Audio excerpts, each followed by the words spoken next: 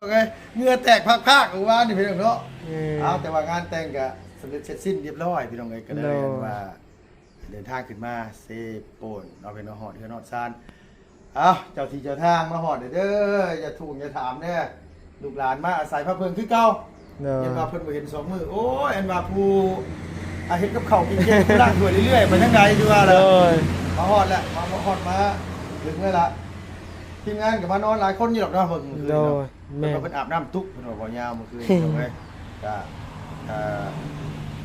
อาศัยอยู่น้ำการฮักแพงกันนี่ยังก็บอกสอนกันพี่น้องเอ้ยเพราะว่าลุงกับภรรยาบอกว่ามาอยู่กันหลายคนก็เรื่องความสะอาดเนาะล้างบวงเพิ่นกดซ่านหรือว่าเฮ็ดกินนี่ก็ให้สดให้ซอยกันเดี๋ยวมันสิเว้ากันนะตรงนี้มันหลายพ่อหลายแม่พี่น้องเอ้ยว่าง่ายก็มันบ่แม่นลูกพ่อเดียวแม่เดียวเนาะมันก็อยากให้ซอยกันบ่ง่ายกับเวลาหมู่ทั่วหมู่บอกกับบ่อยากให้เครียดให้กันพี่น้องเอ้ยมันถูกต้องกันมีหยังให้เว้าตรงๆโลดว่าง่ายซะพี่น้องเพราะว่าเฮาไปเว้ารับหลังแหละมันฮอดแบบมันได้ยินแล้วมันนั่นแหละเนาะมันว่าง่ายกับถือเพิ่นก็บ่ดีถือตัวก็บ่ดีเนาะโดยมีแต่ว่าต่อหน้าเลยว่านั่นนี่เจ้าเฮ็ดแบบนี้บอกสอนกันเองแต่ว่าทางลุงก็บอกน้องๆเขาก็ฟังเบิดแหละพี่น้องเอ้ยเนาะกับเสื้อเบิดว่าคนใดเฮ็ดบ่เป็นเขาเจ้าก็ซื้อกับข้าวกับน้ำมาคนใดเฮ็ดเป็นก็เฮ็ดซอยกันคือน้องนิ้วนี่ก็เก่งบ่ยาวลุงพี่น้องเอ้ยบ่บุญก็เฮ็ดเป็นอยู่แต่ว่าแนวเพิ่นอยากแนวเพิ่นบ่อยากเพิ่นบ่เฮ็ด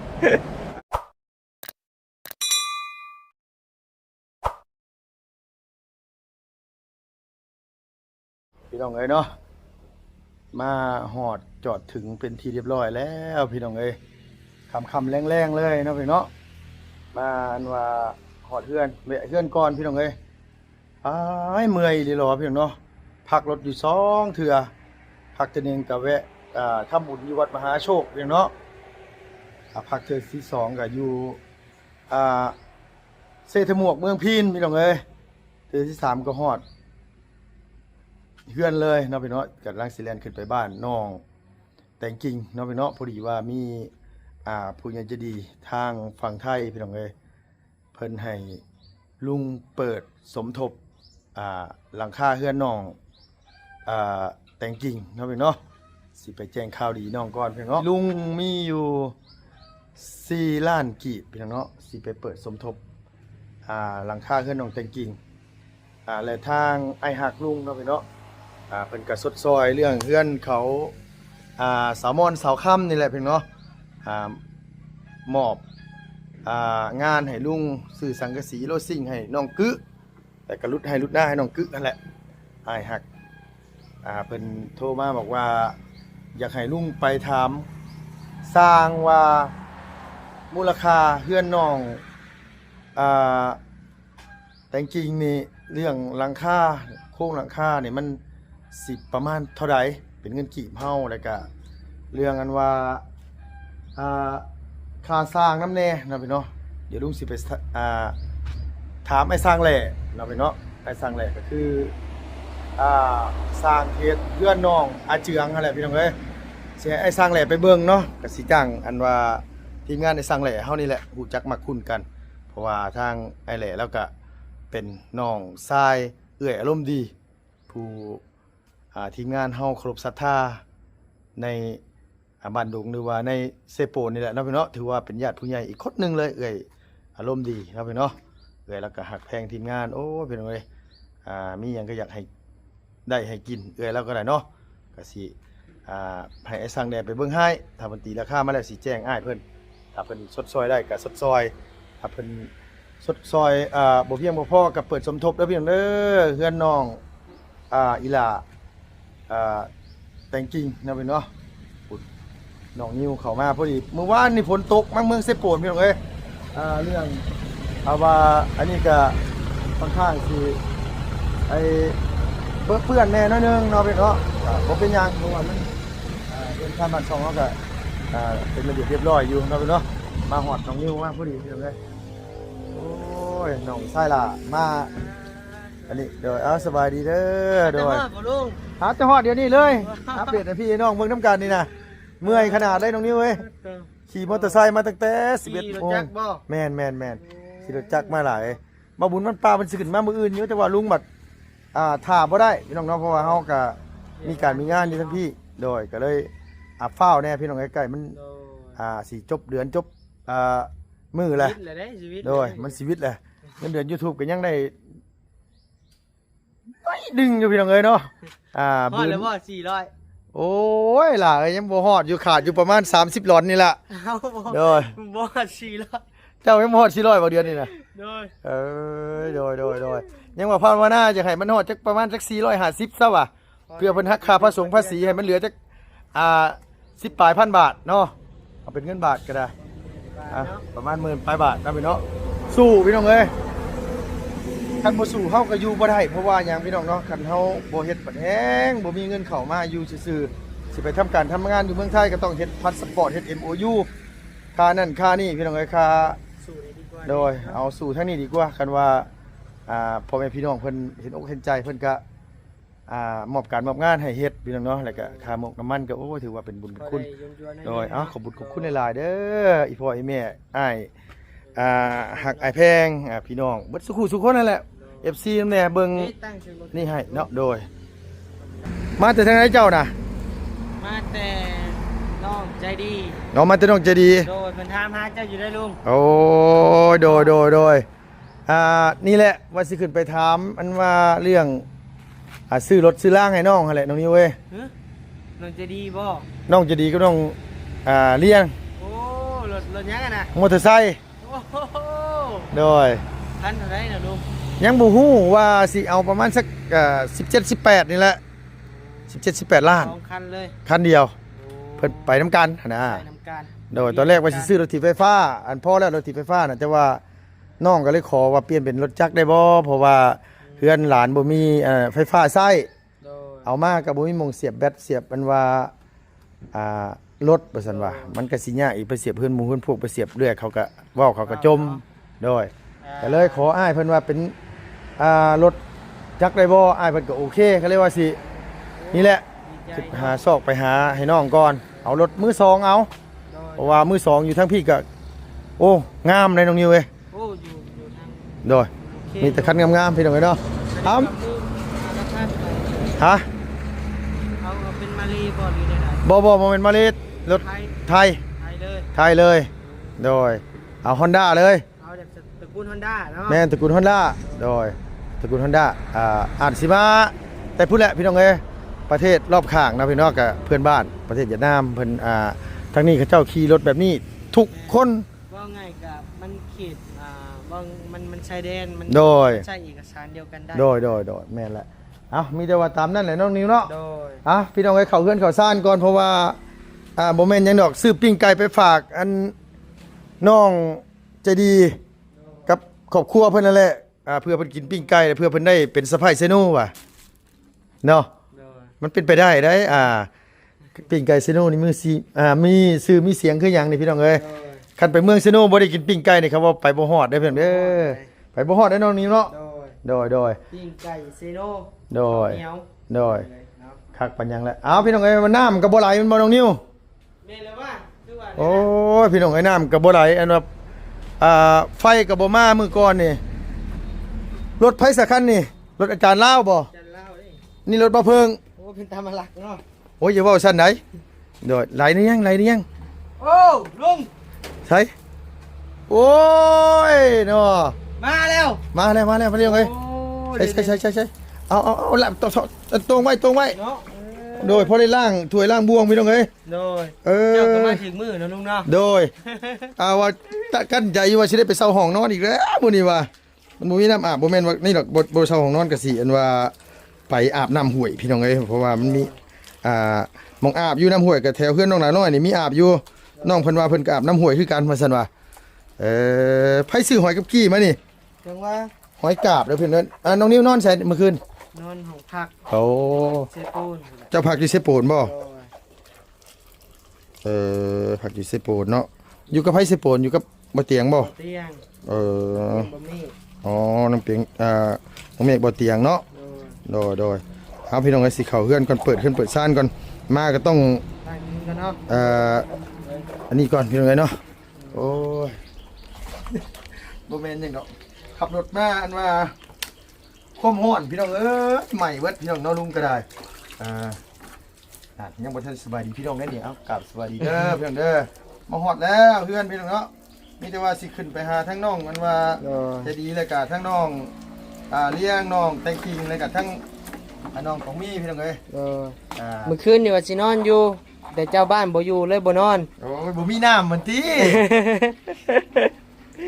น้ำมาคือมาแบบนี้อยู่พี่น้องเอ้ย มาแบบย่อยๆเนาะที่เดียวไก่นี่ เอายามันออกก่อนมันได้เถอะ ขอแต่มาติเบิดมือทั้งยังเก่า โดยสิเดินทางกลับมื้อใดคิดว่าสิอยู่จะคืนเนาะ ก็เร่งๆไว้วันที่5ผู้ใด โอ้ตัวกะว่าสิอยู่ยาวเลย โดย ให้พ่อให้แม่คิดฮอดเลยเนาะ โดย พ่อแม่ถามเลยนะว่าดิวเอ้ยมื้อใดสิลงมาสิว่าเลยเนาะ โดย ซื้อบักแตง ก็เบิ่งก่อนคะแนนบ่มีแนวคาดเคลื่อนลุงเอ้ยเนาะ มาฝากทั้งเอ้ยอารมณ์ดี10แปะฝากเราอยู่ โอ้ มาแต่บ้านบ่มีของฝากเอ้ยเราก็สิว่าโอ้ยน้อยอกน้อยใจเลยฮะนะ น้อยใจแล้วเนาะเราหาเฮือนหลังบางใหญ่ให้เราอ่ะหากเราใจดีเนาะ โอ้สุดยอดอย่างนี้เว้ย โดย บอกได้ไปบ่มาบ่แม่นแนวเด้ออ๋อเต้นคือหลายแท้บัดนี้ให้มาเพิ่มบ่นี่อ่ะ โดยทั้งบ่าวพัดไส้บ่ยังนี่เต็มสำราบอยู่นี่หมด โดยเอาดอกไฟดอกนี้มันขายอ๋อเขาเจ้าทองนอกน้องมันมีไฟเรื่อย โดย ๆอย่าเรื่องอะไรว่าลุงบ่อยู่ไผมานอนห้องลุง บ่วิดบ่ยาวเฮาเบิ่งนี่ที่กล้าได้ที่กล้าได้ มีบ่ย่างผู้เดียวเลยกล้านะ แม่น คนอื่นนี่บ่กล้าหรอกโอ้ยดอกจังหวัดอันว่าเหี่ยวสิบ่นอนข่อยบ่จัก คือชุ่มๆเนาะ เนาะอืมตอนแรกว่าบ่ยาวชวนให้เขามานอนห้องลุง โดย เขาว่าโอ้ได้แล้วว่ะเดี๋ยวไปนอนวันพักก็ได้ ดอกสิซื้อดอกยังไงกะปกตินี่มีแต่บ่ยาวมานอนลุงคนอื่นบ่กล้าเข้ามาเพิ่นเกรงใจเพิ่นเกรงใจด้วยว่าเพิ่นขี้เดียดพุ่นน่ะ เพิ่นเกรงใจ ไปออกไปทุกคนน้องเดียวเลยนี่แหละพี่น้องในห้องนอนกับบ่ได้ว่าสวยบ่ดูอหยังดอกอย่าสิมานี่แหละมา มื้ออื่นบ่ลุง มื้ออื่นน้องนิ้วลุงก็สิว่าตัดปักต้นหมอปลาแล้วแม่พี่น้องจะได้ไปแห่น้ำกันเนาะ พอดีแล้วเนาะบึมๆไปเนาะ โดยกับมีแต่ว่าผู้ใดมีจิตใจศรัทธาก็มามุงมาทานน้ำกัน มันจังเป็นพุ่มเป็นงูนจังได้ฮักได้แพงกันพี่น้องเอ้ยอันนี้ทีมงานตั้งใจเฮ็ดเรื่องอันนี้แหละนี่เด้มันก็มาเด้น้องนิ้ว ลายโจกๆอยู่ติ โดยตัวโอเคแล้วมันมาอยู่เนาะพอต่อ ลึกลิติ เย็นพิลึกพิลีนี่นะน้ำเย็นขวดนึงกับบ่มี โอ้ยบ่แห้งเด้ยังเลย อืม มาแล้วไหลแล้วเอาไปอาบอยู่น้ำมาแล้ว โอ้ นี่ เต็มแล้วนี่โอ้แห้งเด้อฮะ มาแล้ว เอ้าพอได้อยู่ มาผมเป็นเรื่องสนุกไปได้เป็นยังไงเนาะว่าสิขึ้นไปถามน้องให้คักแน่ว่าเพิ่นสิเอาสียางรถจักรลุงสิได้สร้างถึงนะพี่น้องเอ้ยว่าสิเอาประมาณสัก18ล้านกันว่าอันนี้นะเพราะว่าทั้งนี้ทั้งนั้นก็อยู่ฝั่งไทยเพิ่นฝากมาสมทบแล้วก็ทั้งอันว่าไอ้หักลุงพี่น้องอยู่ทั้งต่างประเทศเพิ่น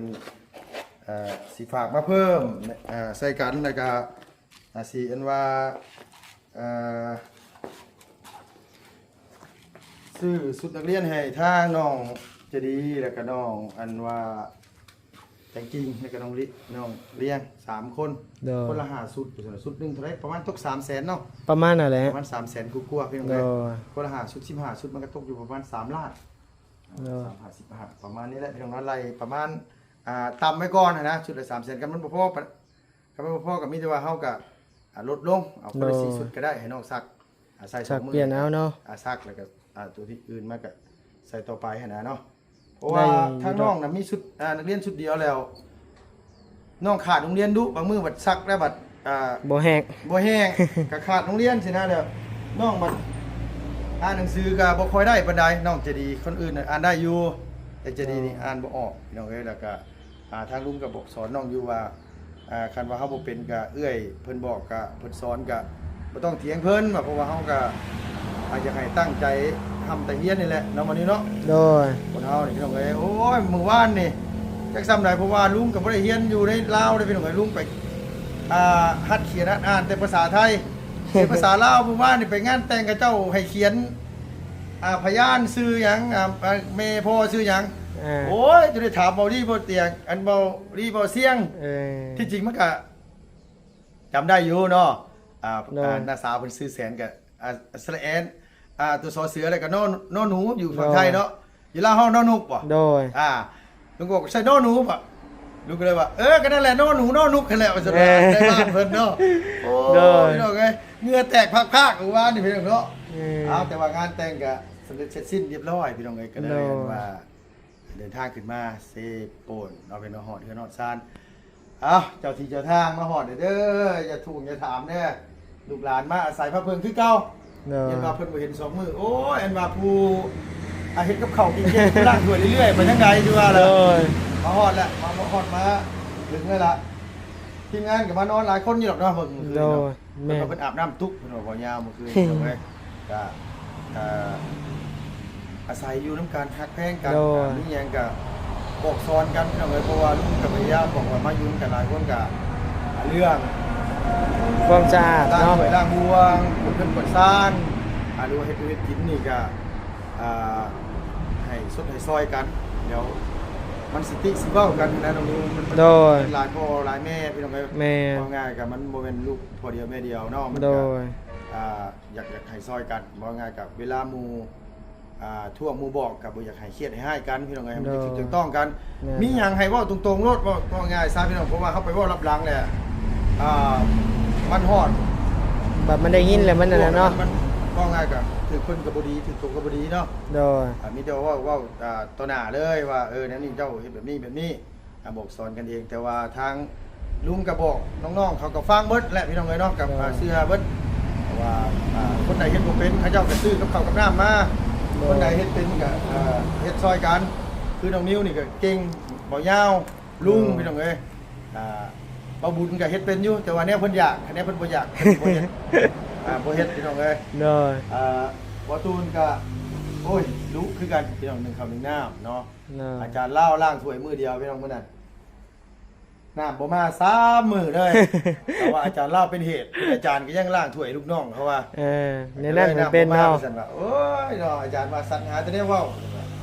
เอามาฮอดแล้วก็ถือว่าข้าวดีแล้วพี่น้องเอ้ยเพราะว่าน้ำในมา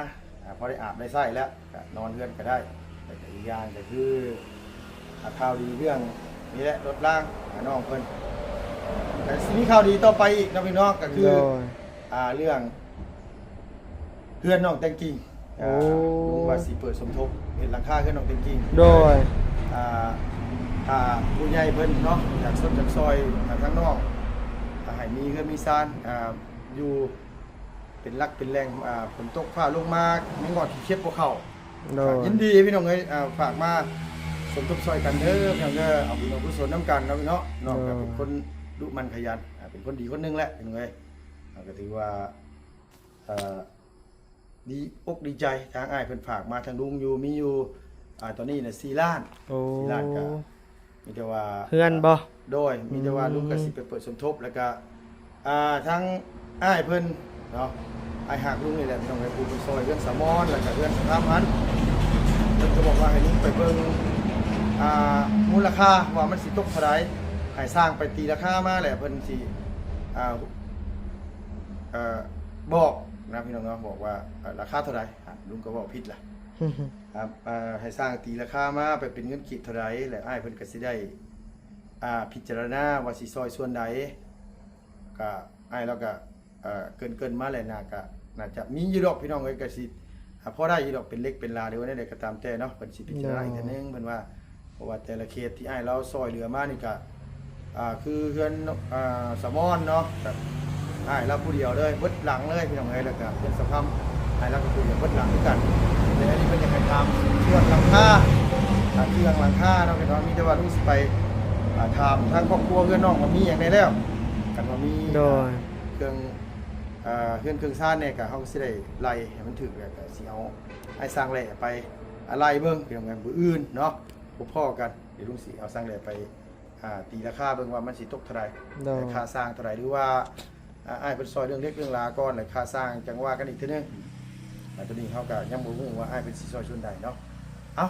ประมาณจักนาทีเด้น้องนิ้วเอ้ย 18ลุง 18 โดย พอดีพองามเลยบ่เจ้าว่า ก็ยังอยู่ก็ โดย นี่แหละ นี่แหละพี่น้องเนาะมื้อวานนี่ฝนตกแห้งบ่น้องนิ้วลืมถาม ก็ต้นเฮาอยู่ก็บ่ตกได้ลุงเอ้ย โอ้เจ้ามาฮอดจังโมงล่ะเมื่อวาน มาฮอดก็โอ้7โมงนะ 7โมง 7โมง8โมง 8โมงแรงนี่บ่ โดย โอ้ เพราะว่าออกมาค่ำเด้ โดยแม่นอยู่อันลุงมันว่าคุยกับบ่าวยาวอยู่พี่น้องเอ้ยเมื่อวานนี่